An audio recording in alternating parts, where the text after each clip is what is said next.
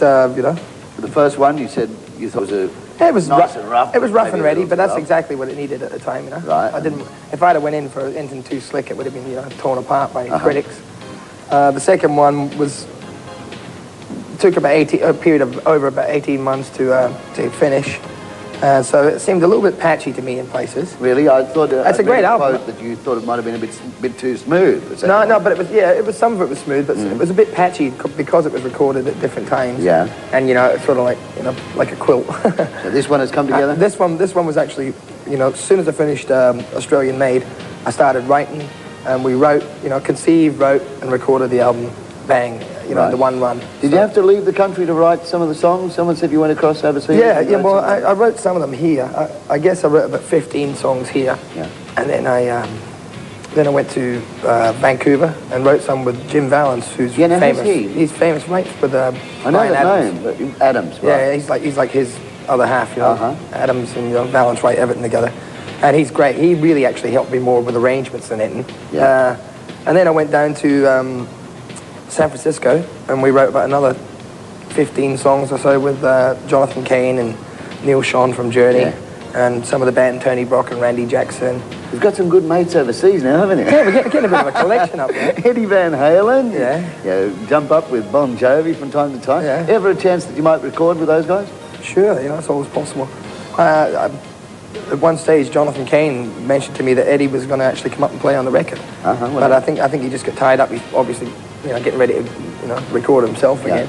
So but when I met him, you know, but I guess it was about 2 years ago. Yeah. And you know, before he got the singer, he was looking for a singer. He came and asked me. Oh, that's right. You were tipped to maybe get that. Yeah, well, he came over. He came over the flat. He actually said, "Oh, can you come over to my house? I want to talk to you." I said, "Look, my wife's out. I'm babysitting. You come over here, you know." Right. So he came over. We pounded a couple of vodkas and sat and talked for a while. He's a cool guy. Great guitar player. But you decided not to do it? Well, I told him I just started doing this, and you know, didn't want to. But I said, you know, in the future we might do something. So you never know. Somewhere down the track. Yeah. Huey Lewis and the News helped you out on this too. Yeah, Huey Lewis. Well, Huey did. On his own. Yeah.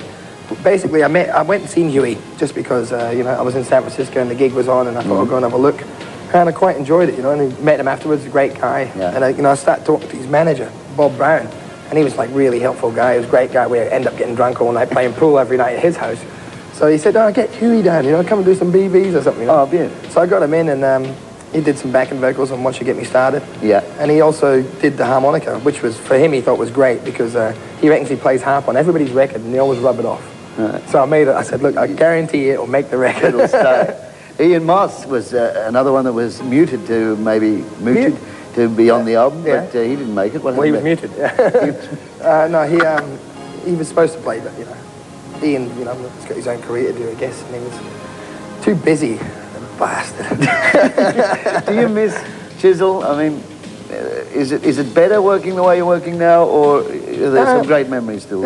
I got great, you know, fond memories of it, but I think it's better for me now because basically I'm on the line a lot more, and it's forced me to become a better singer and a better performer, I think, and obviously a better, you know, all-rounder in this business. You know, I've got to pay attention to a lot more things, but you know, occasionally you miss, you know, like when you're with a band like Chisel, which was, you know, that good for that long, you can't help but miss it. You know? No. Do you ever think this business may engulf you, or can you retain and remain Jimmy Barnes vocalist extraordinaire? I've just keep my sights set on staying Jimmy Barnes, then, you know, Jimmy Barnes singer second, you know. Yeah. I've got, you know, like having a family and all that, you got to keep your head screwed on pretty well. And I think, you know, it's being in this business, I think you've just got to keep your head screwed on anyway, because, you know, as you know, like, you know, yourself being on TV and that, you know, your egos can quite easily get on top of you if you're not careful. So, you know, it's just you know, you have to remind yourself occasionally what you were. What's your fascination with trains? Don't know, I just like them. I've always liked them. We got Freight Train Heart. Yeah, no. We were on no second video. prize. Yeah, you were strapped to the train. Actually, I'm going to put a train on my property, a little one, a mini train around the property, you know. Really? Between the swimming pool and the stables, and yeah. I don't know, I've always liked them. I did a whole tour. We did a Cold Chisel tour of Europe with Roger Chapman, just before we split up in about '82. And I toured all the way through Europe on trains, just my wife, myself, and my daughter catch a train every day. It was great. And you love them? I love them.